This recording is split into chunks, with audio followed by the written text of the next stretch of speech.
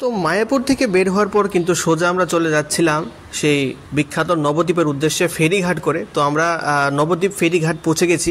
সেখান থেকে সোজা আমরা টিকিট নিয়েছি 10 টাকা করে ফেরির টিকিট। তো আমরা ফেরিতে উঠে মাত্রই লক্ষ্য করছিলাম যে সেখানে কিন্তু প্রসেসটা অন্যরকম। এখানে একসঙ্গে প্রায় 150, 200, 300 মানুষও কিন্তু একসঙ্গে ফেরিতে প্রত্যেক দিন যাতায়াত করে একটা ফেরিতে। তো ধরে রাখুন প্রায় 10 থেকে 20 হাজার মানুষ কিন্তু প্রত্যেক দিন এইভাবেই যাতায়াত করছে।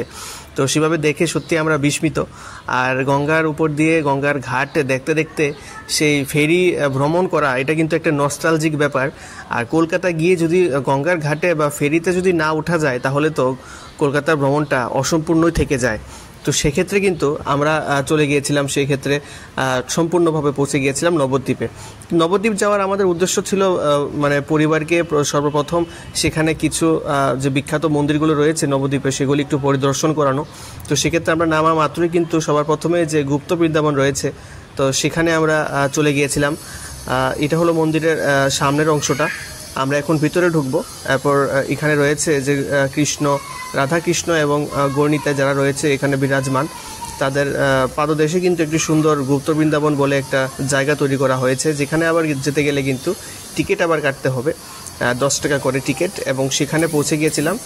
খুব সুন্দর দর্শন করছি আমরা। এখানে অনেক ছোটোবেলার যে গোপালের যে কাহিনীগুলি রয়েছে সেগুলি কিন্তু এখানে সুন্দর করে বর্ণনা করা হয়েছে। তো সেগুলি কিন্তু বাচ্চাদের খুবই আকর্ষণ করে এবং বড়রাও অনেক কিছু জানতে পারে এই গুপ্ত বৃন্দাবনে দর্শন করলে। আসলে ছোটোবেলায় যেমন কালীয় নাগ দমন করেছিল ভগবান শ্রীকৃষ্ণ, সেগুলি সম্পূর্ণ আরও অনেক যেসব কাহিনীগুলি রয়েছে সেগুলি খুব সুন্দরভাবে বর্ণনা করা হয়েছে। তারপর আমরা একটা বিখ্যাত মনসা মন্দির রয়েছে সেখানে আমরা গিয়েছিলাম, জগদ্ধাত্রী মন্দির তার মধ্যেই রয়েছে কিন্তু মনসা মন্দির। তারপর আমরা সোনার রাধাকৃষ্ণ দেখার জন্য চলে গিয়েছিলাম, সম্পূর্ণ স্বর্ণের দ্বারা তৈরি। এটাও কিন্তু আমরা দেখেছি, সোনার গৌরাঙ্গ আর কি। তো যেটা কিন্তু আমরা দেখেছি গিয়ে, এবং পাশাপাশি আমরা প্রায় 5-7টা কিন্তু সুন্দর সুন্দর মন্দির আমরা লক্ষ্য করেছি। তবে আমাদের কয়েকটা জিনিস মিস হয়ে গিয়েছে। তো শেষে আমরা এখানে পৌঁছেছিলাম যে নিমাইয়ের জন্মস্থান, সেখানে এই কুটিরেই জন্ম হয়েছিল নিমাইয়ের।